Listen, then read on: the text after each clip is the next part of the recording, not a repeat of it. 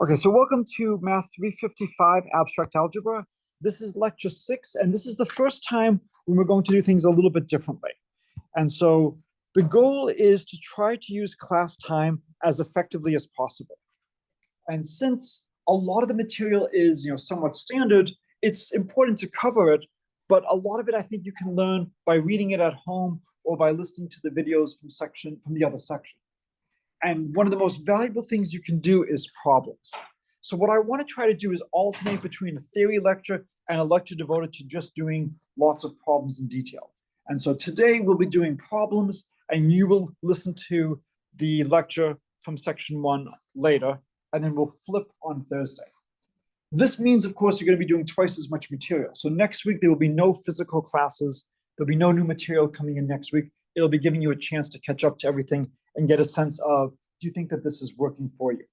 Again, my goal is in the 21st century, what is the most effective way to use the time that we have? And so part of it is I can provide some resources for you, which you can then use as appropriate. So some of you might want to watch the videos fully. Some of you might want to watch it at speeds, 1.25 and higher, and so on and so on. So I wrote down a couple of problems that I thought might be fun to do.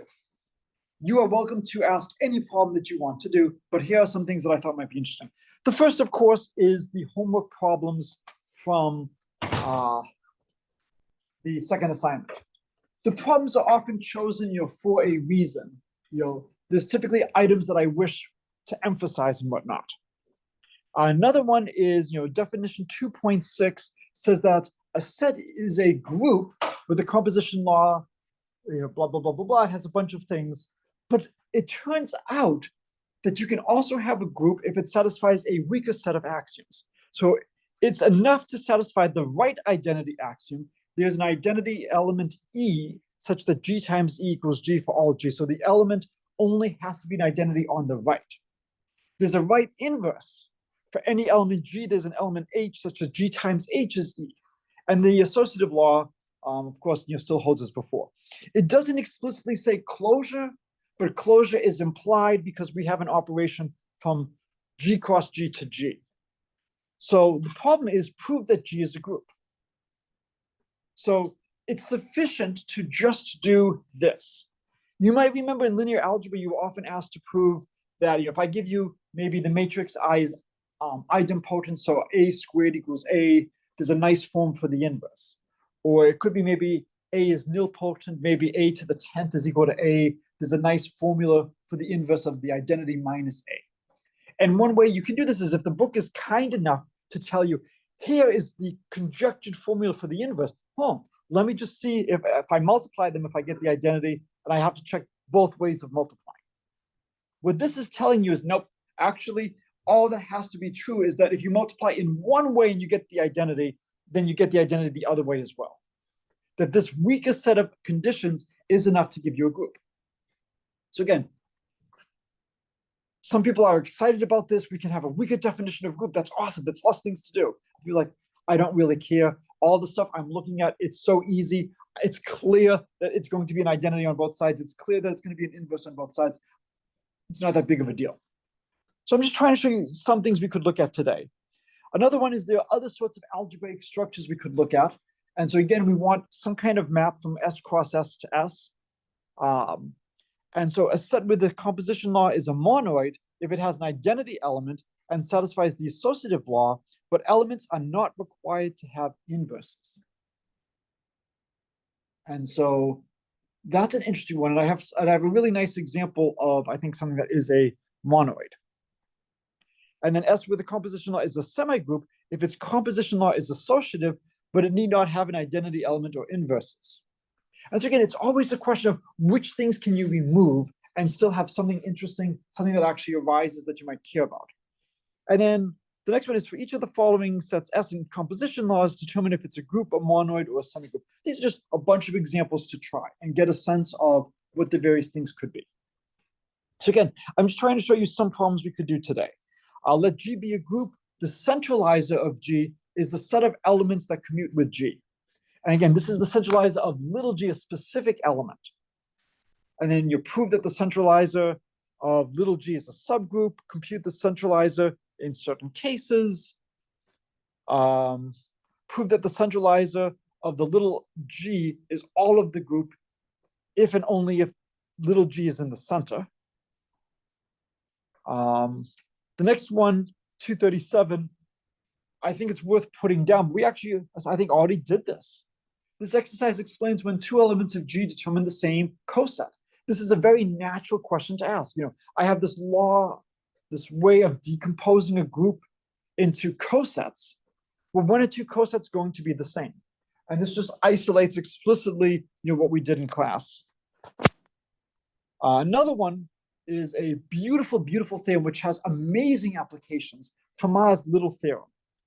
Let P be a prime number and A an integer that is not a multiple of P, then A to the P minus 1 has a remainder of 1 when you divide by P.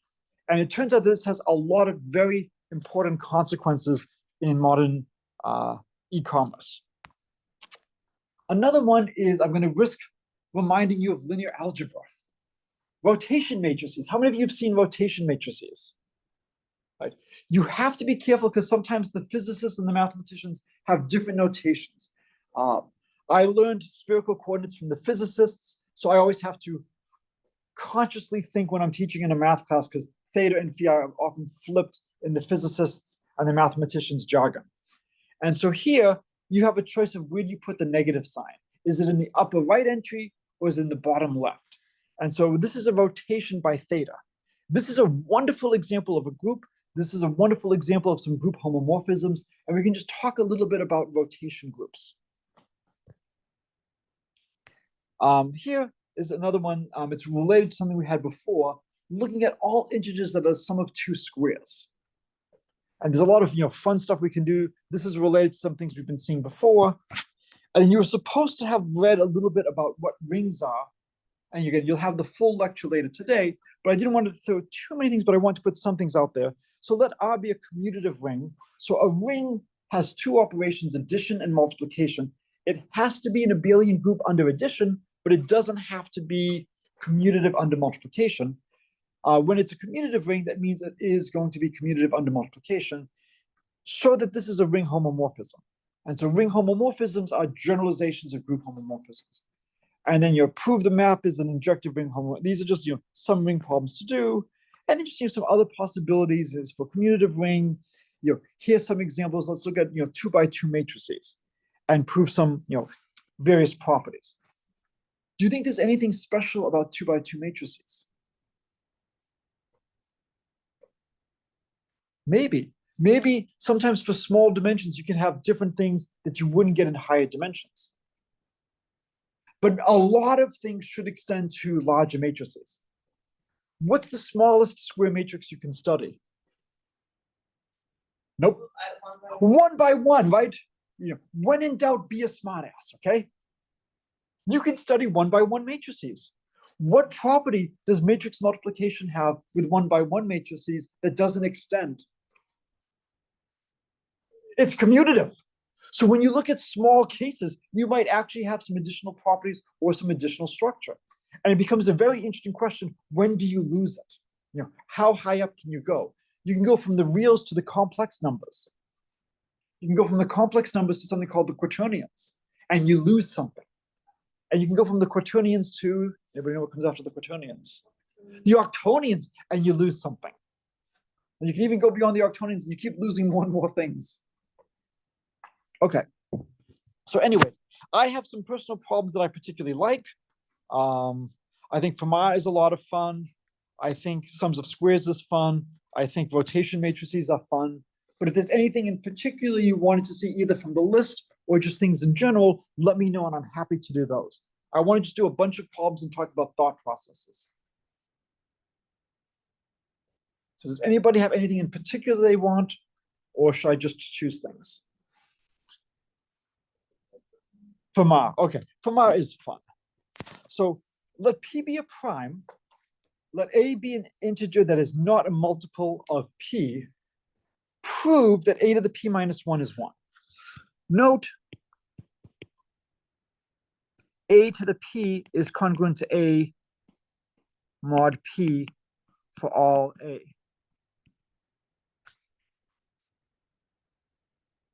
So this is an immediate consequence. So if A is relatively prime to P, well, then if I just multiply both sides by A, I get the result, right?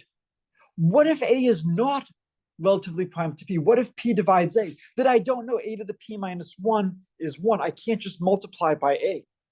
How do I know that A to the P is still congruent to A? Mod P. So again, if A is relatively prime to P, I just multiply A to the P minus 1 is congruent to 1 by A. But if it's not relatively prime to P, if P divides A, I can't use that result. Why would A to the P be congruent to A mod P?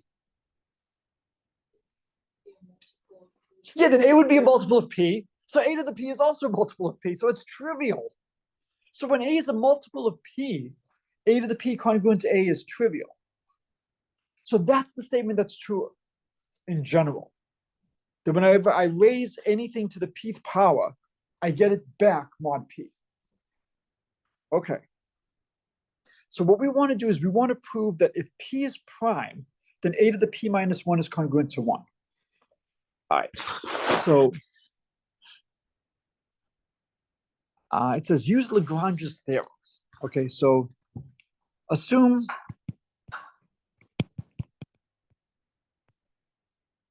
the GCD of A and P equals 1. Without loss of generality, we can assume 1 is less than equal to A is less than P. Because I'm just, I'm doing clock arithmetic. I only care about things mod P. So without loss of generality, I might as well assume if I want A is somewhere between 1 and P. So I could study the subgroup generated by A. That's going to be A squared, A cubed, dot, dot, dot. And eventually there's got to be some K. And what should I get?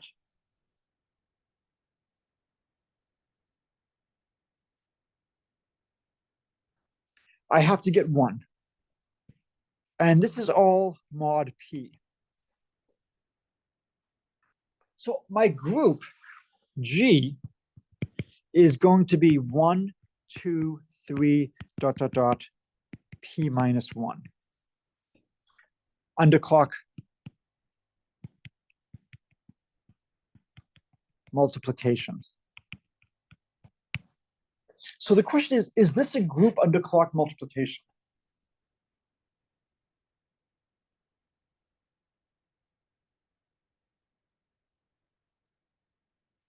How many things do we have to check? I'm sorry? Oh, is it a group? Is it a group? So what do I have to check? What properties? There are 4 of them.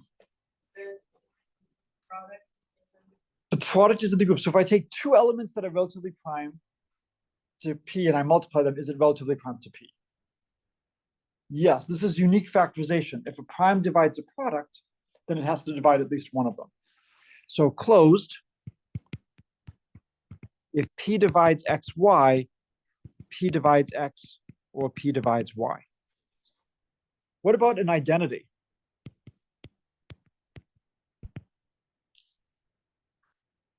We have the element 1. Associativity? Yeah, it inherits that. What about inverse?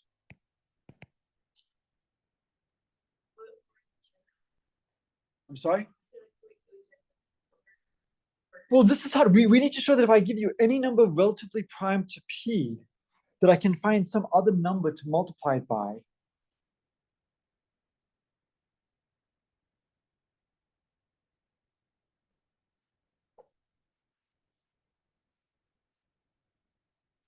So this is where things get a little bit hard. How do we know that there is an inverse?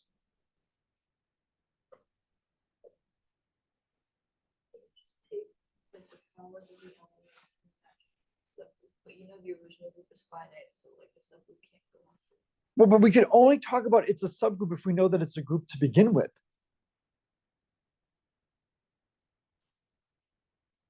We know that it has to be a finite set of elements, But we don't necessarily know that it has to be a subgroup until we know that it's a group. It's not a subgroup of G, it's like its own group. But I guess. But for it to be its own group, we need to know that eventually some power of it is the identity. So what I'm saying is like you take an element and then you generate all the powers of that element. Okay. But maybe all the powers alternate between a squared and a cubed, and there's never an inverse.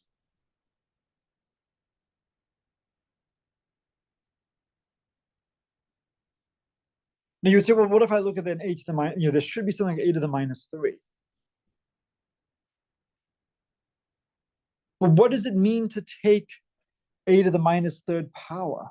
I can only multiply things. I need to know what, I can write a to the minus 3 as the cube of a inverse, if I know what a inverse is. But I don't know what a inverse is yet. I don't know that every element has an inverse.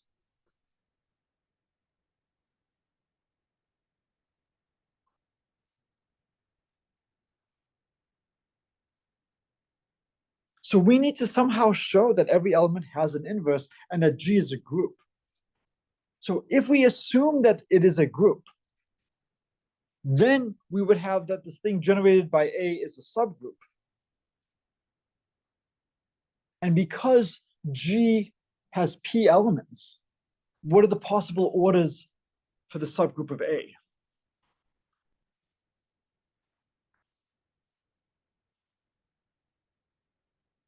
I'm sorry, how many elements does G have?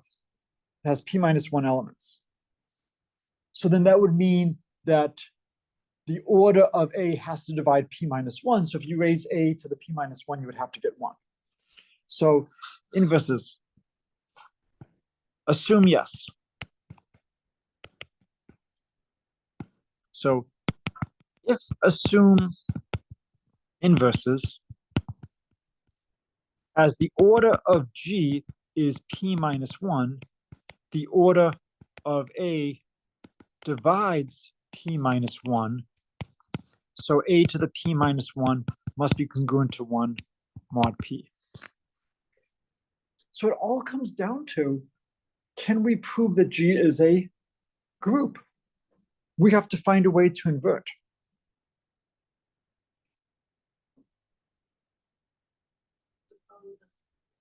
Not every element has an inverse, and then we can get an inverse. Okay, good. So, and again, this is why I'm quite happy to do something like this. Let me just move a piece of a blank page up a little bit.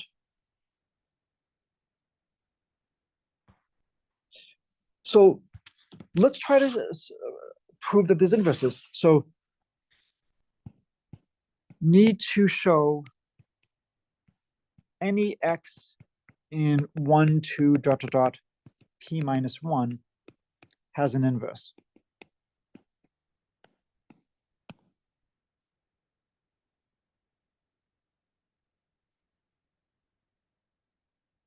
So what would it mean if it doesn't have an inverse? If no inverse, then for all y in G, xy does not equal 1. Right? I remember. If it's not equal 1, then there is a number that is, so there is number y belongs to G, the number. So we'll have two different C. y's that, Yeah. that hit the same thing. Yeah, that's the same. So can find y1, y2 such that xy1 equals xy2 equals, let's say, z in G.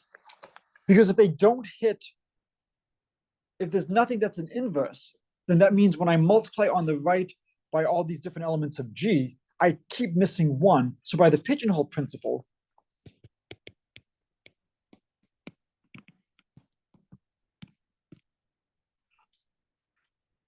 right? So by the pigeonhole principle, I know there's got to be 2 things that get sent to the same thing. And now what?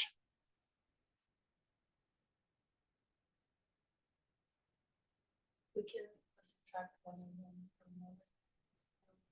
Yeah, it's x times the difference of So Y. x times y1 minus y2 equals z. No, Equals zero, sorry, equals zero. so therefore, Which modulo P. 0 mod p. And now we're in business, right? Yeah. And now we use if a prime divides AB, then the prime divides A or the prime divides B. This is a big result. This is not a minor result to assume. It seems obvious. If a prime divides a product, it has to divide one of the other factors. So P divides X, impossible. Or P divides Y1 minus Y2, which implies Y1 equals Y2 mod P. And that is a contradiction because we're assuming that we can find distinct Y1 and Y2. And so this does prove that we have an inverse. Note if did G equals 1, 2, 3, ... 11z, the non-zero elements mod 12, then we can have x times y1 minus y2 equals 0, and 12 does not divide x, and 12 does not divide y1 minus y2. For example, we could take x equals 3, we could take y1 equals 6, we could take y2 equals 2. And so it is crucial that we have a prime here.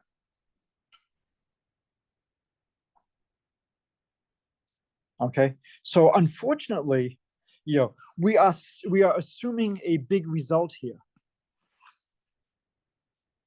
Here's something that's fun as a warning. I think I might have mentioned this before. Cosine x times cosine x is 1 minus sine squared x, is 1 minus sine of x, 1 plus cosine of x. Cosine of x divides the left-hand side, but cosine of x does not divide 1 minus sine of x or 1 plus cosine of x. So it's not always the case that, in some sense, I have an element which can't be broken down further. So how you generalize the notion of what does it mean to be prime gets harder as you go further in mathematics. So there's a lot of great stuff going on with, Fermat's little theorem. This is a huge result. And the big idea at the high level was, assume that the set of non-zero elements mod P is a group. And then if that's the case, look at the powers of A. A has to have finite order. The order of A has to divide the order of G. The order of G is P minus 1 because there's P minus 1 non-zero elements. And that's how you get A to the P minus 1 is equal to 1 mod P. But that only works if you know that G is a group. And so we have to somehow prove that. And again, there's several ways to do this. Later we'll see another proof using the Euclidean algorithm.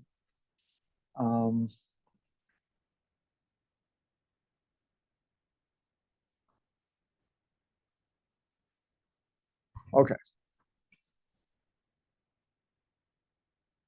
So the big result that we needed to use is if a prime divides a product, then the prime has to divide either the first factor or the second factor. And that's just something that we need to prove to then continue to use this. Now, for bonus, there is another way to write P minus 1. I don't know if we've used this function yet in this class. Yeah, it's the Euler-Tauschent function. And so that's what's really going on, is if I take a number A that's relatively prime to the clock, then it's A to the totient function of the clock that's going to be congruent to 1. So more generally,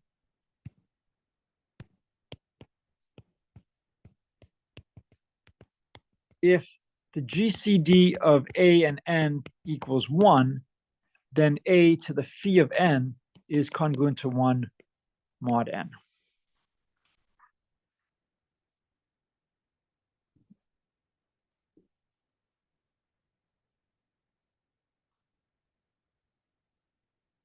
And here's one more nice aside.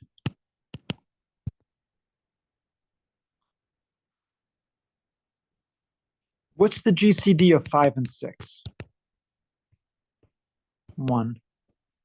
5 to the 6 minus 1 is 5 to the 5.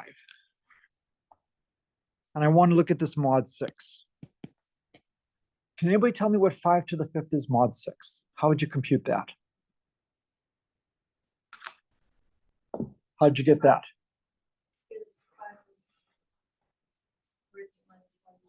So this is the same as -1 to the 5th mod 6. So this is -1 mod 6, which is equal to 5 mod 6, which does not equal 1 mod 6. What can you deduce now? We just showed 5 to the 6 minus 1 is not 1 mod 6.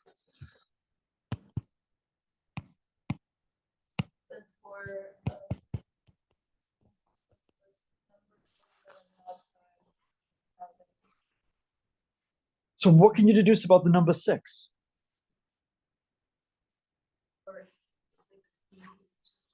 Well, what can you deduce about the number 6? We just showed 5 to the 6 minus 1 is not 1 mod 6.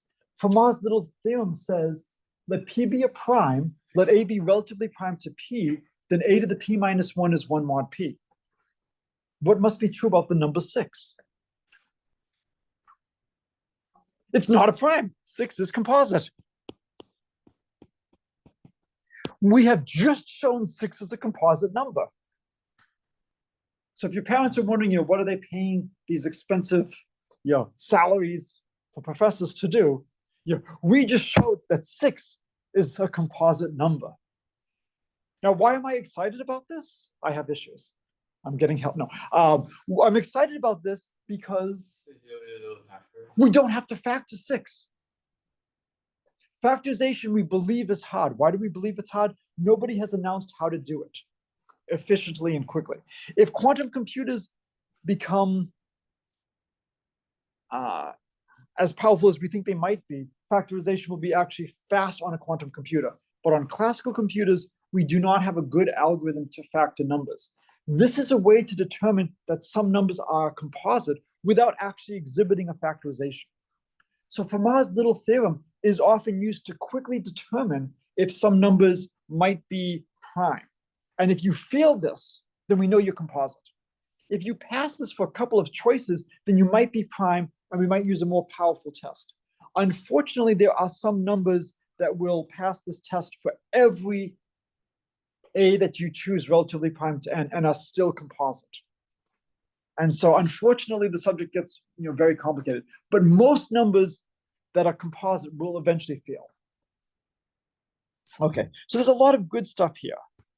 I'll choose one. Consider all integers that are sum of the two squares. Okay, so for example, so we will have, I'll call it S. It's the set of all n such that n equals a squared plus b squared for integers a and b. Now, of course, I don't necessarily have to say integers. I could just choose non-negative numbers because since I'm squaring things, the negatives doesn't really matter. So I want to look at all numbers that are the sum of two squares. I could look at this under addition or under multiplication. Let's do it under multiplication.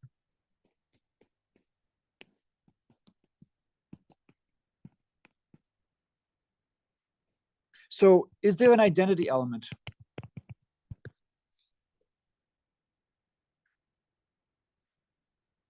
One. So is 1 an S? And how can you write 1 as something in S? Okay, I would do it as 1 squared plus 0 squared. But you could also do it, of course, as 0 squared plus 1 squared. Either way is fine. So we know that there is an identity element. What about associativity? Is, x times y times z, or let's say x times quantity y times z, does that equal quantity x y times z? Yes, just forget the fact that they can be written as sums of squares. It inherits this from regular multiplication.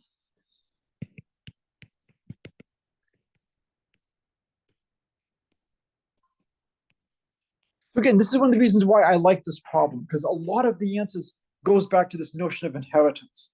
Because the real numbers are associative, I will have that here as well. All right, I have the identity, I have the associativity inverses. So if I can write a number as the sum of two squares, can I write its multiplicative inverse as the sum of two squares?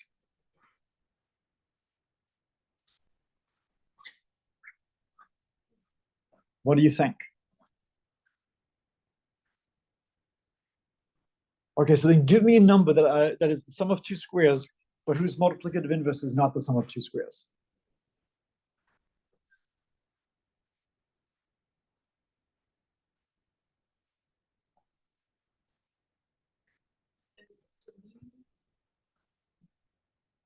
I'm sorry?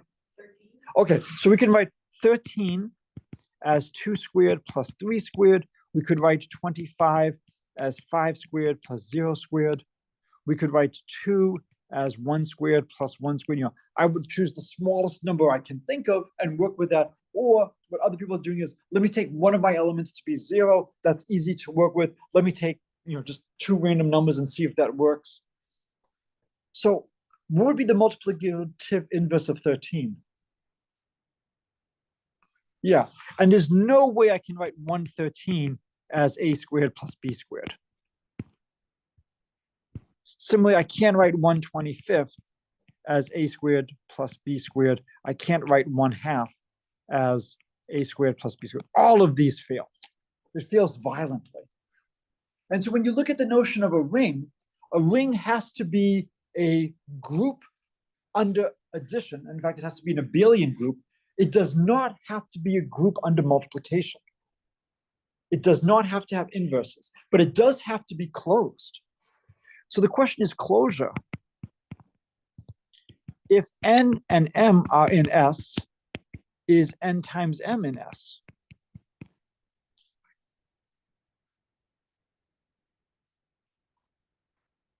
So if I have two numbers that are sums of squares, so we have a couple of numbers here right now. We have 2, we have 25, we have 13. Let's take 2 out of the 3. Which 2 out of the 3 do you want to take? 2 and 13.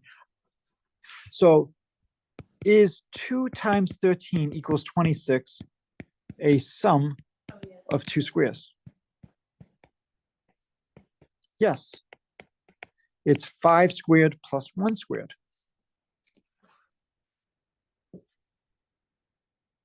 Now, if you look at 13, 13 involved 2s and 3s, 2 involved 1s and 1s, and somehow we got 5 squared and 1 squared. So let's look at another one. We could do 25 and 2, right? 2 times 25 is 50. Can we write 50 as the sum of 2 squares? 7 squared plus 1 squared. But again, maybe these are not good ones to look at because 2 is really simple with lots of 1s. We could look at 13 times 25, right? Instead of doing 13 times 25, let's do 13 times 4. Just to make life a little bit easier for me. So if we do 4 times 13, that's 52.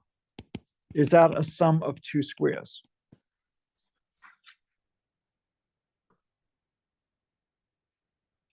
So how would you try to figure out if 52 is the sum of 2 squares?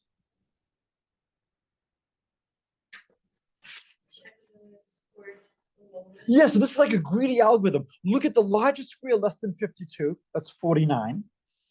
If I subtract 49, I get 3. Is 3 a square? No. What's the next largest square less than 40, 52? 36. 52 minus 36, 16. Is 16 a square? Yes. So I can write this as, it was 36, so it's going to be 6 squared plus 4 squared.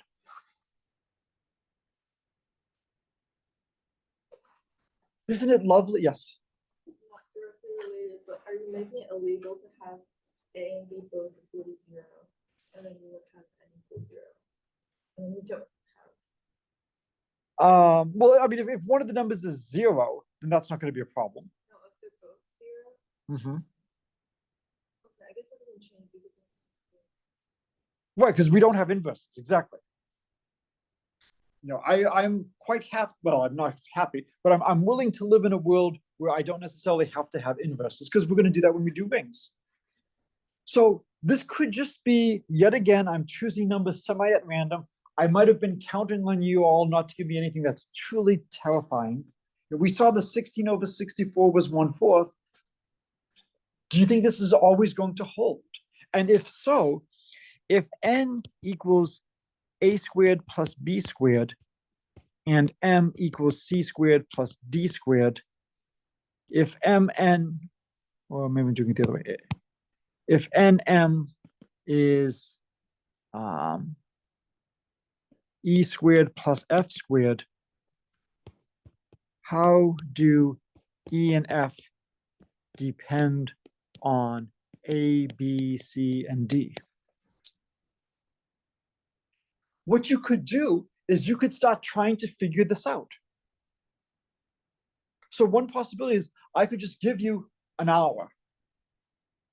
How would you try to get a big table of possibilities?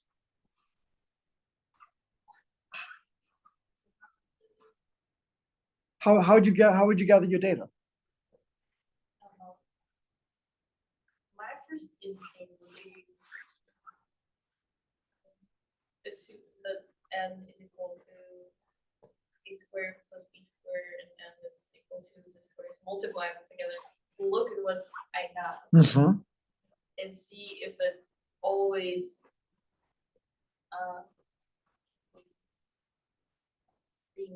Okay, so you just look at a bunch of sums of squares, multiply them together, and then that will give you certain numbers to check. Yeah. But how would you actually check to see if this works? Would you do this by hand? I would probably make an educated guess. I would not make educated guesses. I would not do this by hand. How would I solve this? You can also write a program. I'd write a program. You know, I would use what's called a greedy algorithm. I would multiply n and m, and I would have saved in my file a list of squares. And I would look at what's the largest square less than or equal to the product, subtract it, is what remains a square. If yes, I'm done. If not, subtract again. And keep doing that until I find a number that when I subtract, I get a square. Or if none of them work, then I know, okay, I finally found an example where it doesn't work. And then I might think of a table of A, B, C, and D and try to think of good ways to do it. You know, without loss of generality, maybe I'll choose A to be greater than or equal to B, C greater than or equal to D, and maybe also without loss of generality, A greater than or equal to C. Is I can put in some kind of normalization to cut down and not keep doing the same case under some switching. Because look, if I switch A and B, I'm not switching my number. And so without loss of generality, you might as well assume maybe the first component is the larger one. And between the two components, n and m, maybe I'll assume that the largest component of A is at least as large as the largest component of m. And I'll go through and I'll do a huge amount of tables. And eventually I will notice that no matter what I choose, the product of two sums of squares is the sums of squares. This is true for all integers up to 1,260,308. What's beyond this? It's still true.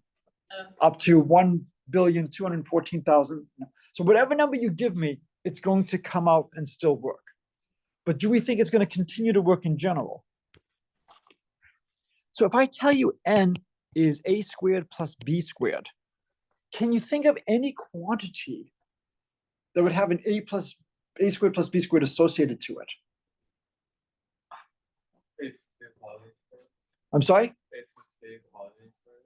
A plus B quantity squared? Not quite A plus B quantity squared. Because A plus B quantity squared is A squared plus 2AB plus B squared. But there is something you've seen before that would have an A squared plus B squared associated to it. So what have you seen? Or maybe you have X and Y, and you have X squared plus Y squared.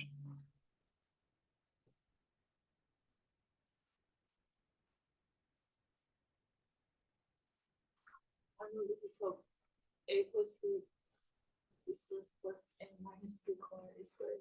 So if you do A plus B quantity squared, Yeah.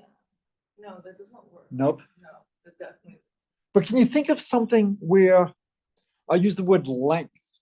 You get an A squared plus, like vectors. So if I give you the vector V equals AB, then the length of V, oops, is equal to A squared plus B squared square root. Right? Or sometimes I might give you a complex number, Z equals A plus IB. Then the absolute value of the complex number Z is the square root of A squared plus B squared.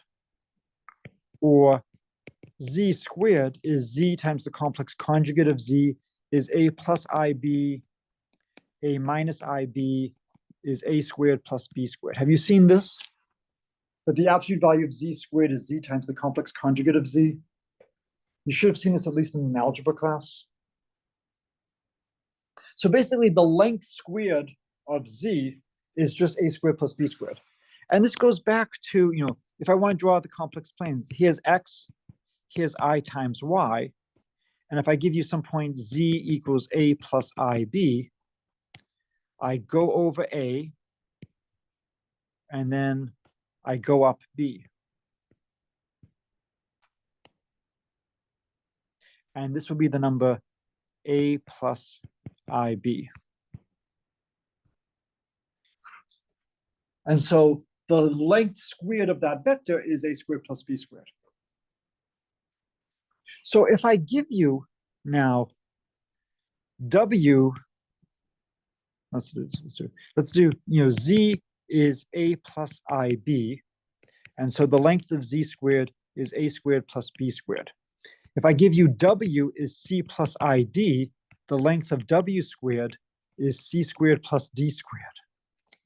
What might be worth studying?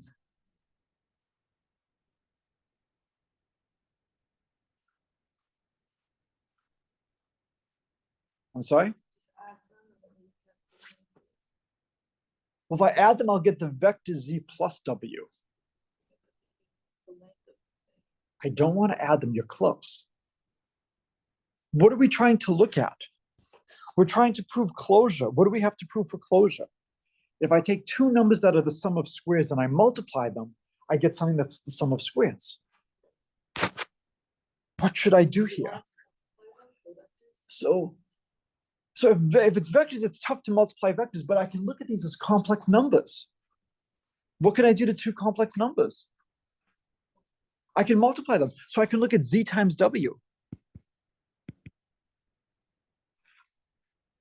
And when you multiply them, the real part is going to be AC minus BD plus I times BC plus AD. So ZW squared is going to be AC minus BD squared plus BC plus AD squared. So if N is the length of Z squared and M is the length of W squared, then NM, is going to be the length of ZW squared, and that will be the sum of squares. Is the sum of two squares. That's a terrible squares.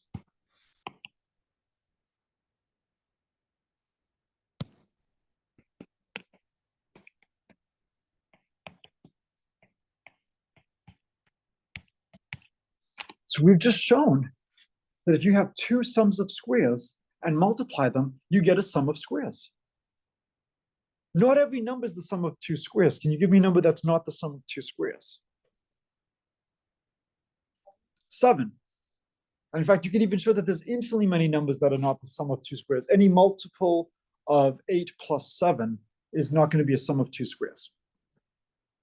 But if I have two numbers that are the sum of two squares, so is their product. So when we were talking about earlier today, I think we had all these different things,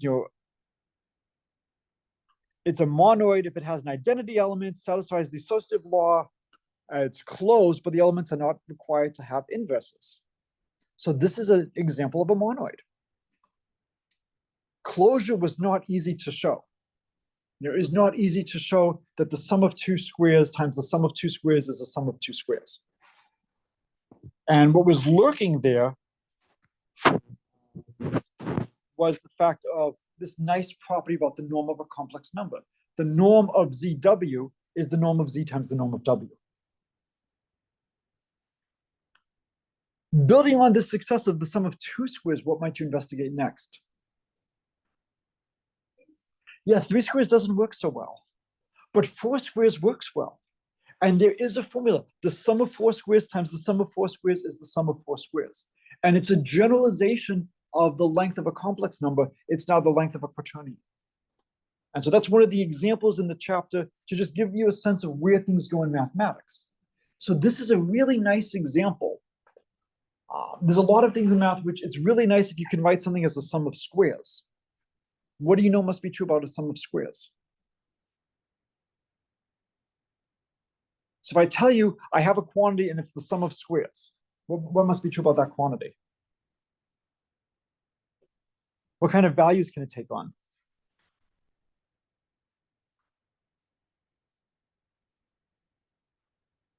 So I tell you I've got this expression and it's the sum of squares. Could it be 16? Yes. Could it be -3? No. And this is actually used in some algorithms for cars that drive themselves. They have certain penalty functions and avoidance functions where if you can write things as sums of squares, you can actually decompose. It's amazing how this stuff comes up in places you would not expect. And if you know that something can be written as a sum of squares, you know immediately it can't be negative. And that can give you some sense about how small can you get something. If I know something is a sum of squares, the smallest I can make it is 0. So if I can make it maybe 1 or 2, that's probably pretty close to the theoretical best I can do. And so there's a lot of advantages to knowing some structure about what your things look like. So this is a non-trivial example of a monoid. So this is a monoid. So we don't necessarily have inverses. Okay. Anyways, since when we get to rings, we're going to have to deal with things where you don't necessarily have inverses, I thought it would be nice to see a non-trivial example. There is an example of something you've already seen from linear algebra, where you have a structure of you can add things and you can multiply, but you don't necessarily have inverses under multiplication.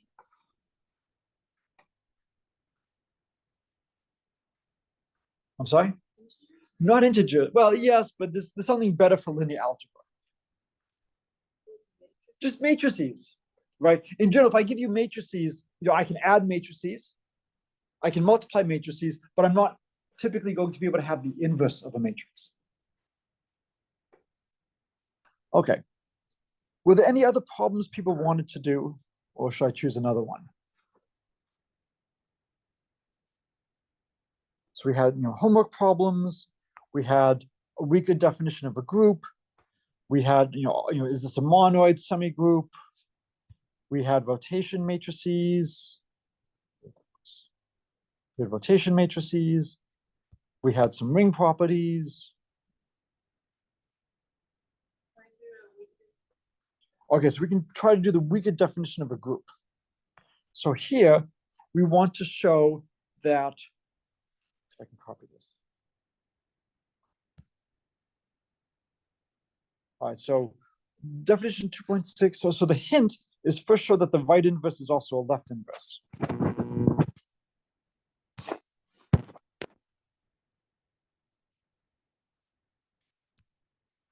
So the hint,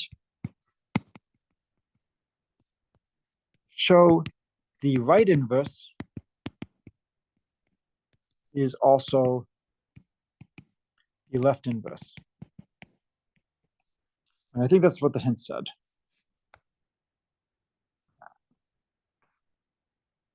Oh, it was far back, okay. And then we show that the right identity E is also the left identity. So we're first going to do inverses. So we want to show, so we know that there's a right inverse.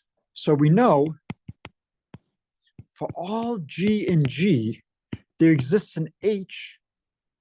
I'm going to write it H sub G such that G times H sub G is E. Technically, let's be a little pedantic. Well, we'll just know it right now that E is only a right identity. We don't know that E is a left identity. And for all, I need another letter. I'll say for all G tilde in G, we have G tilde times E equals G tilde. E is a right identity. So I just want to write down, what do I know? I know that you give me any little G, I can find a right inverse. And I'm writing H sub G to remind myself that it depends on G. And this is true for any element G. And what do I know about this right identity E? I know that whenever I multiply anything on the right by E, I get back what I started with. So G tilde times E on the right is always G tilde. So I know G times the inverse of G on the right is E. Can you think of any good G to look at?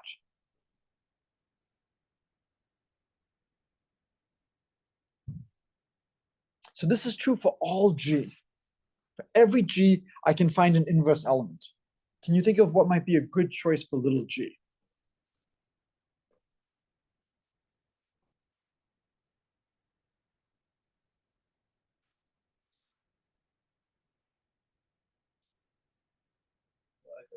The identity. It's the only element we know is in G, right? So let's try G equals E. Then there exists an H sub E such that E times H sub E is equal to E.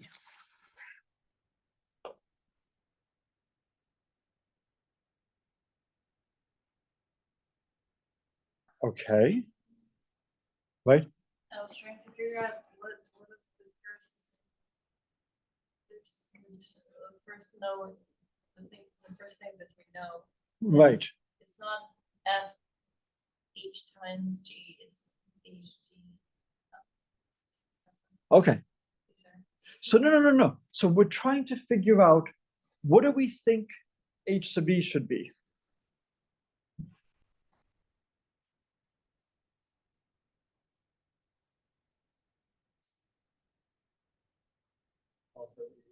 We think it should also be E. So when we look at this, is there any way to deduce that it has to be? We only know that there are right inverses.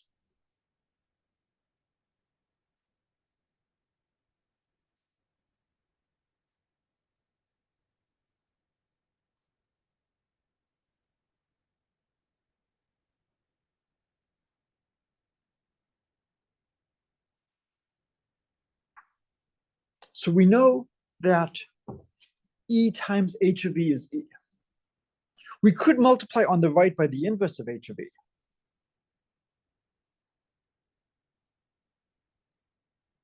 We don't know what that is, but we could multiply it. So we could do E times H of E times H of E inverse equals E times H of E inverse. By associativity, we would get E times H of E times H of E inverse is E times H of E inverse, or E times E equals E times H of E inverse. So E is E times H of E inverse.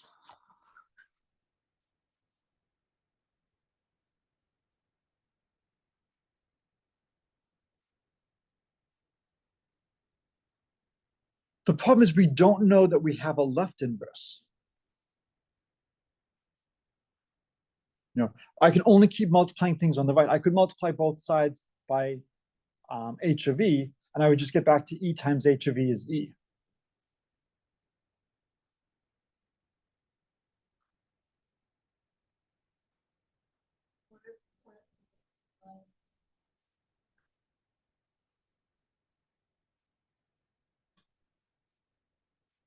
So the question is, can we deduce at this point that the inverse of E is E?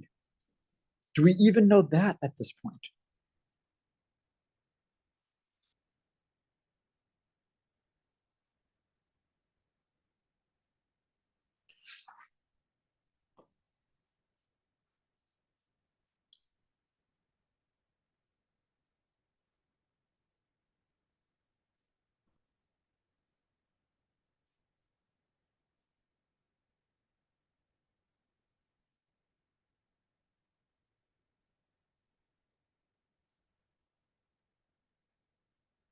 So we have shown that E is equal to E times H of E inverse. So we could get E times H of E. E times H of E is E times H of E inverse.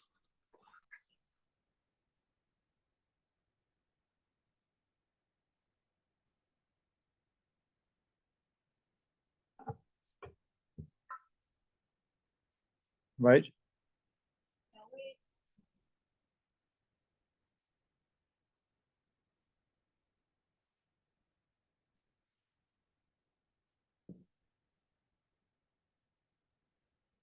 So again, it's the thought process I care about right now. What are the things we can try?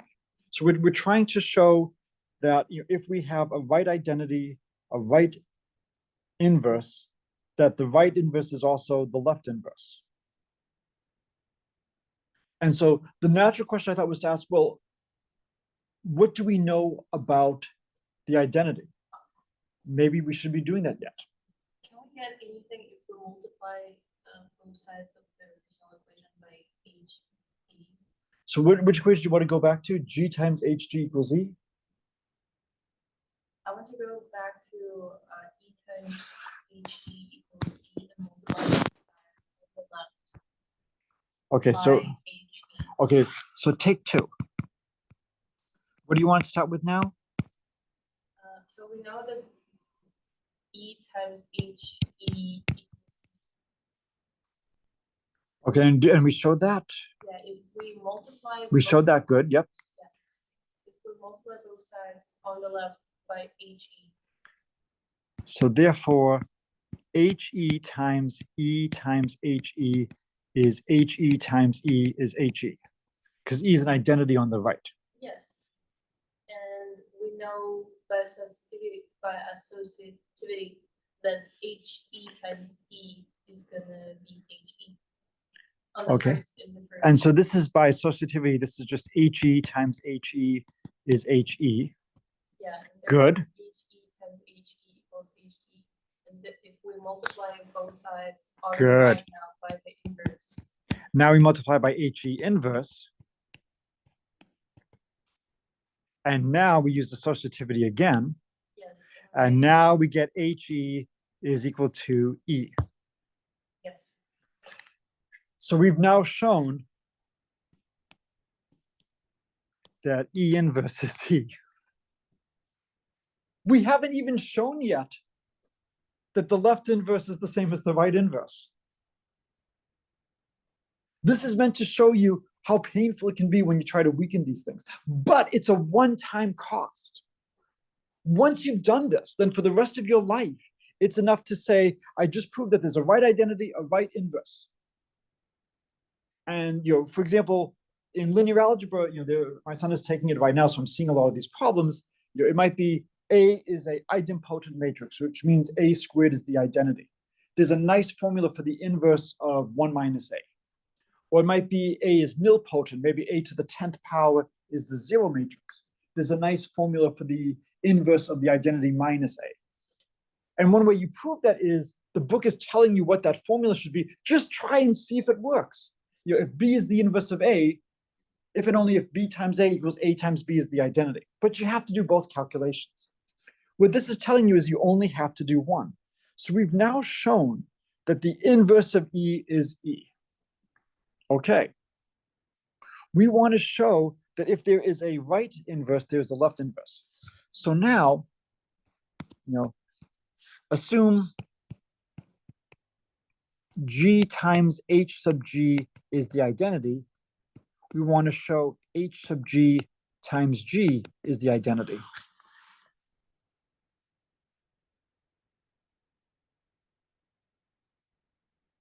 So what are your thoughts?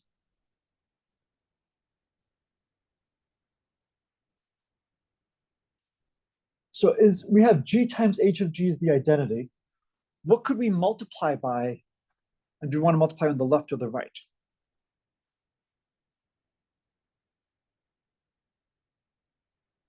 I guess we can do the same trick So do we want to multiply on the left or the right? on the left. Good. And we want to multiply on the left by? Right, so we'll multiply by HG times G times H of G is HG times E. And now we use associativity.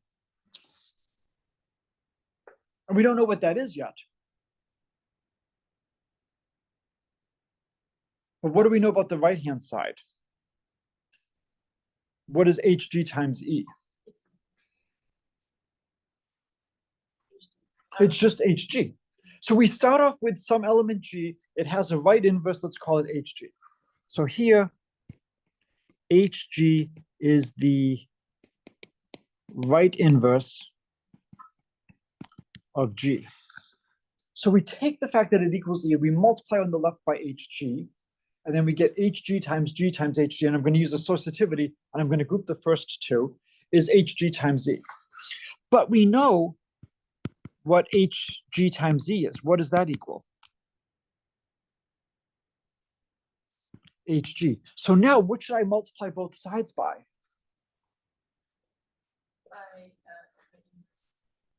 The inverse of HG on the right. So let HG inverse denote the right inverse of HG. Now, HG is the right inverse of G. What should the right inverse of the right inverse of G equal? G, but we don't know that. So we have to give it another name. We're calling it HG inverse. In our mind, it's G. That's what we want to show. So now we get HG times G times HG times HG inverse. And I'm going to use associativity is HG times HG inverse. But by definition, what is HG times HG inverse? It's the identity. So then we get HG times G times the identity is the identity. But it's the right identity, so HG times G times E is just HG times G. So HG is also the left inverse.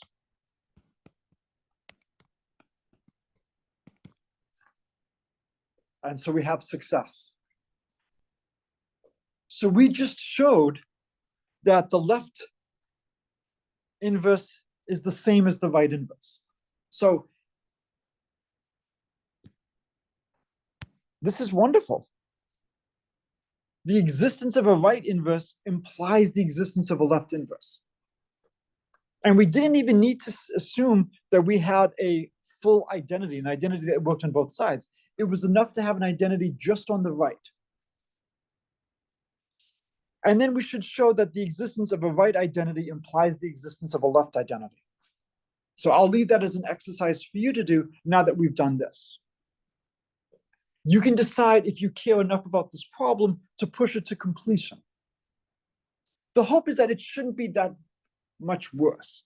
But for a lot of these problems, it's just, let me just play on paper for a while and look at all the different combinations and try to find what works. And sometimes what you try doesn't work, and that's fine. What you do is you then put the piece of paper off to the side, take another piece of paper and try something else. And if that doesn't work, what do you do? So if your second attempt doesn't work, what do you do?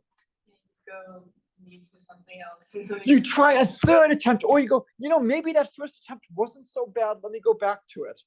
I thought it was painful, but so the first thing we did is I was like, look, we know that the right inverse has to hold for all elements. Maybe it would be useful to choose a special element. And there's only one element I know has to be in the group. It's the right identity. That's the only element I know has to be in the group. Let me see if I can figure out something nice about the right identity. And at the end, we were able to show that the right identity was its own inverse. Okay. It turns out this wasn't useful at all. It's what happens when you have somebody teaching the class who does not really spend time preparing. Because I don't want to be prepared. I want to just talk about how would I look at, I have not looked at a problem like this since my general exam over 20 years ago, where somebody asked me all these different equivalent definitions of a group. And one of the best pieces of advice I got from one of my professors at Yale, Professor Jones, was that if you're given something and you're asked, is this true or not? If you're an old mathematician, you should have enough experience that if it's true, you should have seen it. And so, to study for my general exams, I looked at a tremendous number of algebra books, and I saw equivalent definitions like this, and I was ready for this. And so the problem I was asked in my general exam is, what happens if you have right identity and left inverse? Is that enough to get a group? Or can you find a counterexample? I believe that was the problem I got on my general exam, and I believe I said, in all of the books of group theory that I have looked at and all the equivalent definitions I have seen, I have never seen existence of right identity and left inverse. I therefore think that it's not true. I said, good. Now prove that statement. And so all that means is I just have to come up with a situation where I have, I think, right identities and left inverses, but I don't have a left identity or something like that. And you just play with some small things and just try to find a counterexample by looking at some sets. So obviously, if you look at any groups, then you're in trouble because, of course, if it's a group, it's still going to have right identities and left inverses. But if you have a set that has just right identities and left inverses, is it possible that maybe you don't have a left identity, or maybe you don't have a right inverse? And it's really good advice. If you've seen a lot of material and you haven't seen it before, it's probably not true. Somebody would have thought of it. There's so many different equivalent things. What's nice about this is, this is a somewhat painful calculation, but it's a one-time cost. Now, if you want to prove that a set has inverses, all we have to do is establish that there's a right identity and that there's a right inverse. We don't have to check to see if there's a left inverse now. So anything you have to do in life multiple times, it's often worth doing it once and just isolating the result. So this seems like a ridiculous problem as to who would care about it, but if you're working in the field, it is a tremendous simplification because it cuts in half all the checks you need to do. And then again, for looking at this, the most natural thing was to say, I know this special element, let me see what goes on. And then as you go forward, it's what notation do I want to use? I want the right inverse of G. I could write H sub G. That's another possibility. Or say, look, I'm using inverses, and when I write inverse, I mean the right inverse. But you really want to think about the notation you're using. All right, so this is a good place to stop. And this gives you a chance to just assess a little bit, was this useful? Because you're now going to have to watch the video from the first section. And so you're going to have to watch that lecture and the property of rings. We can definitely talk about some of that stuff if people have questions. I'm trying to figure out what's the most effective way to use class time. So there will be no lectures next week because we're essentially doing twice as many lectures this week. It's just a question of, is this effective? And it's a small enough class that we can let you all assess and see, is this working? Okay.